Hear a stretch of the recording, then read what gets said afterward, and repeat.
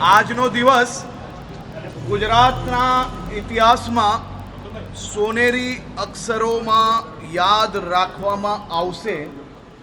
આજે ગુજરાતના લોકપ્રિય મુખ્યમંત્રી આદરણીય શ્રી ભૂપેન્દ્રભાઈ પટેલ ગુજરાતની સૌ બહેન દીકરી માતાઓ માટે એક સમાન નિયમ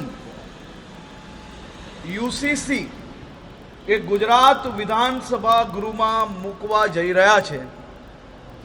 1947માં આપને આઝાદી મળી ગઈ, પરંતુ દેશભરમાં નિયમો સમાજ આધારિત રહ્યા, જ્ઞાતિ આધારિત રહ્યા, ધર્મ આધારિત રહ્યા.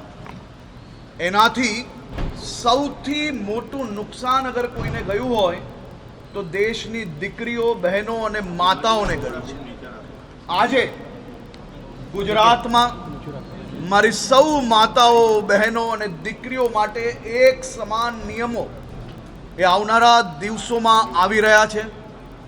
યુસીસી એ દેશના તમામ લોકો માટે એક સરખા નિયમો, લગ્ન બાબતે હોય કે પછી દીવાની બાબતે હોય, આ બધા જ વિષયોમાં એક સમાન નિયમ યુસીસીના માધ્યમથી ગુજરાતમાં લાવવામાં આવશે.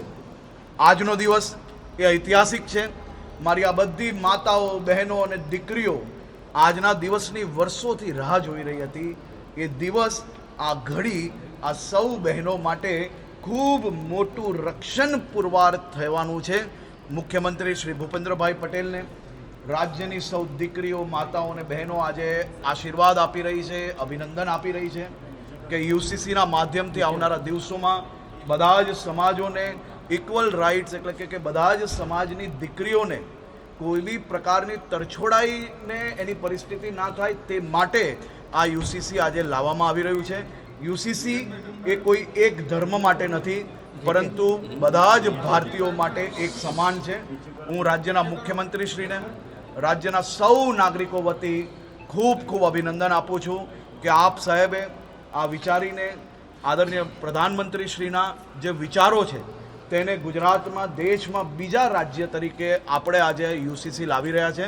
અને જરૂરથી બહુમતીથી, અને હું માનું છું ત્યાર સુધી રાજ્યની દીકરીઓ, રાજ્યની માતાઓ, રાજ્યની બહેનોની સુરક્ષાનો વિષય હોય, એમના હકનો વિષય હોય, ત્યારે બધા જ ચૂંટાયેલા પ્રતિનિધિઓ એમના વિસ્તારની બહેનો, માતાઓ અને દીકરીઓના હકમાં એક સમાન, એમના ન્યાયમાં સાથે અને ખૂબ ઐતિહાસિક રીતે આ બિલ આજે પ્રસ્તુત, સાથે સાથે પાસ બી થાય તેવો મારો 100% વિશ્વાસ છે. અમારી તમામ માહિતીથી અપડેટેડ રહેવા માટે જોડાયેલા રહો ત્રિશુલ ન્યૂઝ સાથે.